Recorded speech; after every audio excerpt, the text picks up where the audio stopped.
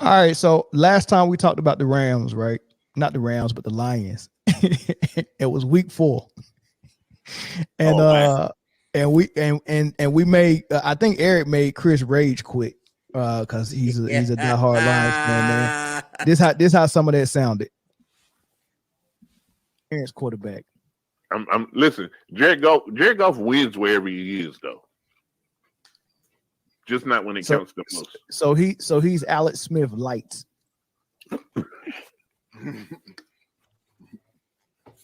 You're talking about hey.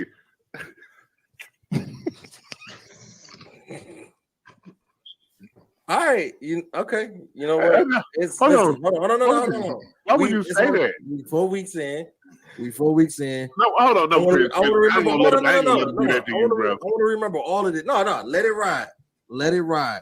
I want the tape when the season over with. And what's gonna happen when the season over with, Chris? I'm coming through with receipts. I'm coming through with receipts. What, Super Bowl? It ain't gotta be Super Bowl. I'm coming through with receipts. What is it gonna be? You'll see. Alex Smith light is a wild take, though. You'll see. This, you know what? This is why Mel don't got a team. Though. This is why Mel don't got a team, because he don't want to get flamed up when his team sucks. This is why you can't flame me because I wouldn't care, and plus I'm honest. The last team I rooted for was the Carolina Panthers. I'm from North Carolina, right? So if any, I'm 5 or 6 years removed from being a fan of the Carolina Panthers. So roast Bryce Young and see me agree with you. No, so that's the difference between being a fan and of a team and being a fan of football. When you're a fan of football, you can be honest with yourself more often. But you can't be honest and say that it's 10 quarterbacks better than Jared Goff because it hurts your feeling to say that. All right, so that was week 4 when Woods clowning. He said Jared Goff was a top 10 quarterback in the league at that time. We disputed him, and before we got on live today, I looked up NFL.com and they ranked the quarterbacks. What did you think? What did you find, brother? What did you find? I found that they had Jared Goff at number 6. Damn, that man, boy. Woo! Hey, that's some crazy shit to see, ain't it? That's some crazy shit to see, ain't it? You want to read out his stats, Chris? You want to read it out? 17 games, 67.3% completion, 4,500 pass yard, which is, I think there's another soundbite where I said that he would throw for that. 7.6 yards per attempt, 30 pass touchdowns, 12 interceptions, 21 rushing yards, 2 rushing touchdowns, 6 fumbles. Mind you, also, that 4,500 passing yard total is second in the league behind only, take a guess. Tua. He was number 2 in passing yards. Above who else? Dak Prescott, Josh Allen, and Patrick Mahomes. Speaking of Patrick Mahomes, they had him number 9 on this list. Hey, it don't even matter. Patrick Mahomes is one thing he can't do. He can't throw and catch the ball. One thing he can't do. He's a magician and all that, but it's one magic trick he just can't do. He just can't not yet. Not yet, huh? Hey, if he lob it up and he run down to the other end of the field and catch it, hey. I tell you what he is number 1. What list he is number 1 on? Active QBs with Super Bowl wins. Oh, see, look, that's not what we talking about, Jay, is it? We talking about no, that's what we talking about. No, that's not what we talking about. What we talking about is top 10 quarterbacks this season. That right? And y'all in week 4, when I said that Jared Goff was a top 10 quarterback, what did y'all proceed to do? Y'all called me a fat Faison lie. Well, who's the fat Faison lies now? Who's the fat Faison lies now? Hey, it ain't fun when the rabbit got the gun. It's fun now. It ain't fun when the rabbit got the gun. We'll talk to you on Monday and see if it's still fun. Oh man! Listen, I tried to tell you. Matter of fact, a lot of my predictions was about right. I said we was gonna win the division. Y'all didn't agree. We did that. I said we was gonna go 13-4. In my eyes, we did go 13-4 because damn that Dallas game. but we went 12-5. We did that, right? I said Jared Goff was going to be a top 10 quarterback. Y'all said I was a fat face. I don't lie. He did that. Number 6. What else? What else we got? 6 is top 10, ain't it? That's right. That's what I didn't say he was going to be number 1. I didn't say he was going to be number 1. You said that. I said he was going to be top 10. Hey, can I ask you a question though? I say he was going to have 4,000 yards, 4,500 yards. He did that. He did that. Chris, go off, Chris. I'm collecting receipts. I am collecting receipts. Chris, I got my hand raised. Hey, what's up? Hey, with all that being said, is he gonna have a Super Bowl at the end of this season? I can't guarantee if he's gonna have a Super Bowl, but I can guarantee you. I can guarantee. Hold on. The NFC Championship. I actually think they will, and I'm gonna tell you exactly why. And Mel is gonna like this. I'm gonna tell you exactly why. Because the next couple of storylines are gonna bring in the biggest views. Right now, we got Rams, Lions, Stafford back in Detroit, Jared Goff against the team that shunned him. Right, Stafford got his ring. If he didn't get a ring, Rams probably win this game. But the Rams already got their glory. Stafford already got their glory. Now it's time for Jared Goff to get his get back. Lions win in the wild card weekend. Guess who they go see in the divisional round? Dallas at Dallas. There's a bone to pick with that one. Everybody's going to want to watch that because just 3 weeks ago, there was a very controversial ending to the Dallas Lions game. They're not going to let it happen 2 times in a row. Lions win that game, going to the NFC Championship, and they meet the 49ers. Kick that field goal. Kick that after the third time, sure, yes. But either way, every time the underdog gets that far and make it to the Super Bowl, they're the sacrificial lamb. They get blowed out. Yeah, they always the sacrificial lamb. I mean, when they really want a team to win, they'll let the underdog get all the way to the bowl and then let them unleash the Kraken on them. But let's go ahead and talk. They always cheating the sports, man. Every sport they got. Yeah. But look, so they hosting their first playoff game since 1993, right? Yes, Stafford's coming back to Detroit. Yep. It's like you said, Chris, man, it's a crazy storybook ending when it ends. Script and full we get the pleasure of talking about the game and picking the winner. And I'm going with the Rams on this. I like the way they're playing. I like the fact that Kupp coming into the game healthy, Stafford's coming into the game healthy. They just found the run game from somewhere out of nowhere, and then they got a rookie and Puka Nacua that's go. You gotta pick your poison with him and Kupp. And the Rams defense hasn't been what we would want them to be, but they still got Aaron Donald, and it's the playoffs. And I think he's gonna be real motivated to play, man. So y'all might be in some trouble. Is that right?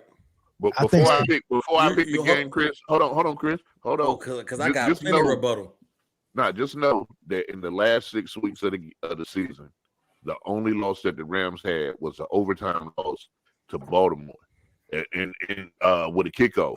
Listen, a punt return. Excuse me. When I tell you that no one is more dangerous in the playoffs or in anywhere right now than the Rams. No one wants to see them. I want to see them. Okay. Be careful with your ass. Hey, listen, and to Mel, to what you said, right? The best chance the Rams have is to take the top off, right? Pause. What pause is that? Take the top off. Anyway, right? That's the best bet for them to have a successful offense, right? You can't do that if your quarterback is looking up at the stars after every play. That O-line is Swiss.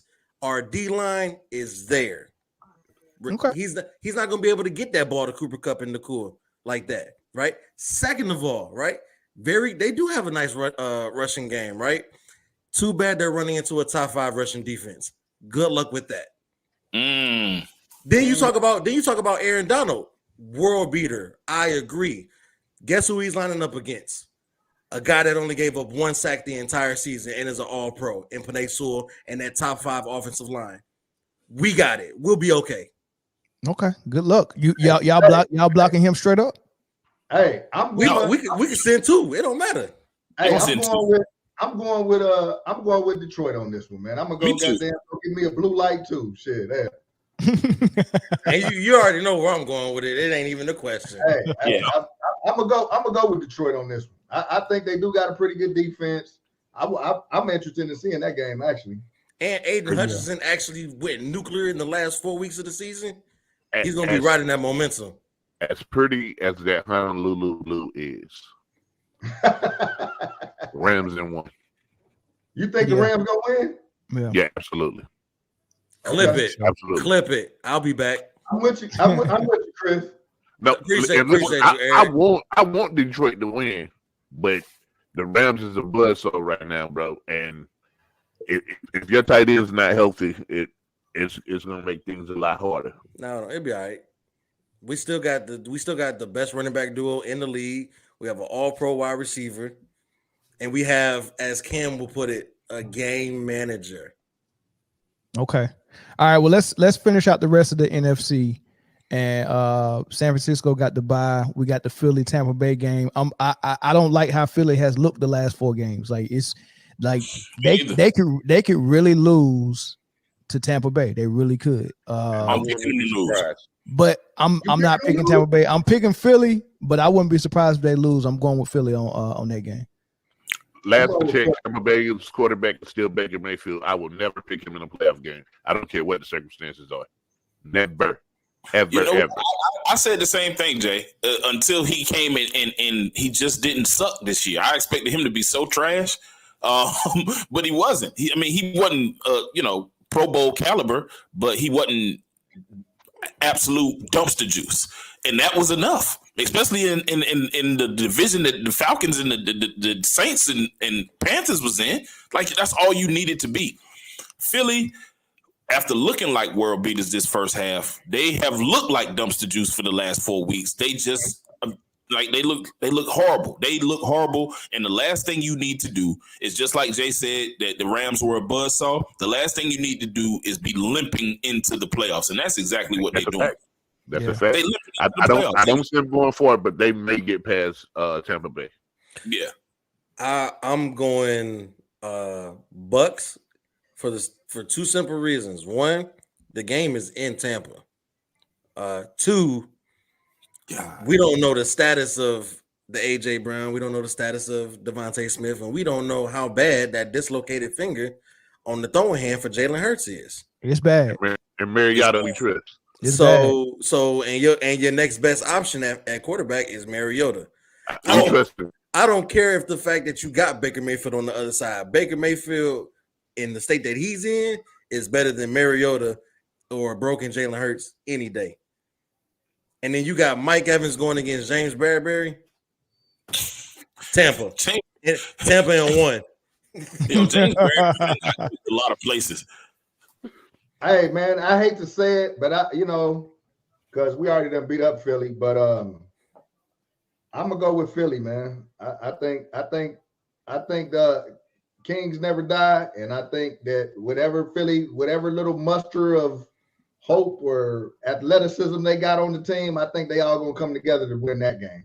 And I don't think it's gonna take much to beat the Bucks. They might win by a field goal or something, but I think ultimately Philly's gonna take it. Yeah. Okay. Then the Dallas game against Green Bay in Jerry's world. I got to go with that young quarterback getting a little bit flat. He might not be flooded the whole game, but they gonna do it enough to get the win. So I take Dallas over Green Bay.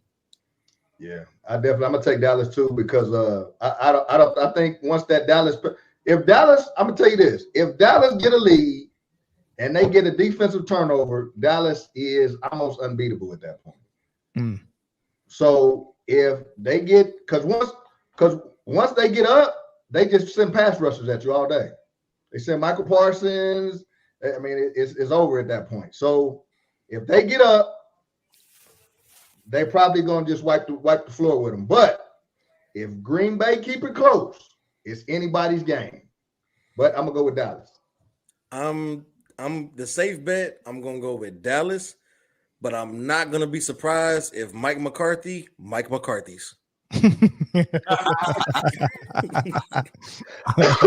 we know We know Mike McCarthy is notoriously bad with time management in crucial situations.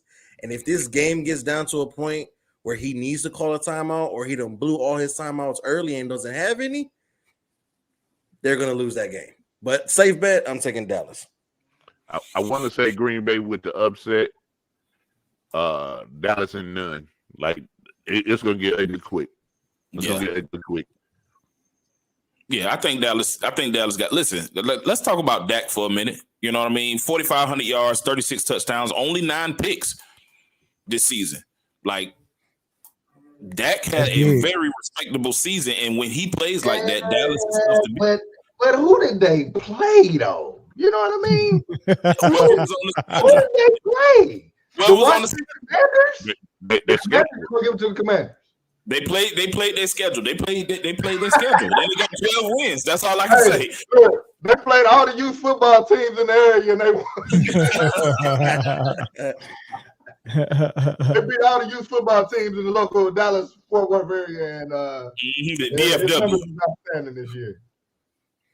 Hey, what happened when they went up against 49ers? Embarrassed. That happened when a lot of teams played the 49ers. Except for the Ravens. Except for the Ravens. Not Baltimore now. Not Baltimore.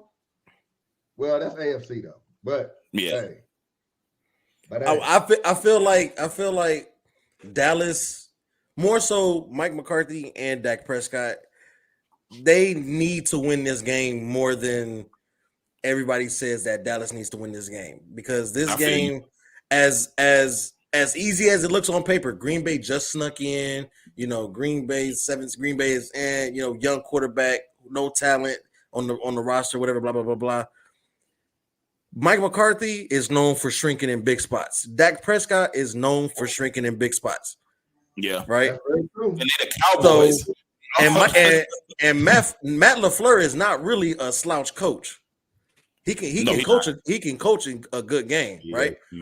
So it's gonna be a chess match. If Dallas lets Green Bay stay in the game, I think Zoe, like you said, if they don't jump, or Jay, if they don't jump on them early and get out to a lead, you can pretty much foresee it that when that fourth quarter comes down and there's 3 seconds left, Green Bay's gonna win that game. That's what I said. I said Dallas gotta get up on them by a touchdown or two. Defense get one. Then it's a wipeout, because once Dallas does that to any team, it's pretty much over. But if Green Bay stay in the fight, it's anybody's game. If I go to the fourth quarter and the game ain't nothing but maybe one touchdown or it's down by a field goal, Green Bay got a chance. They're gonna blow the doors off Green Bay, man, because they got to. Yeah, but then they're gonna have to. It's gonna get ugly quick. Also, you have to have Tony Pollard active. You can't just be Dak to CD the whole game.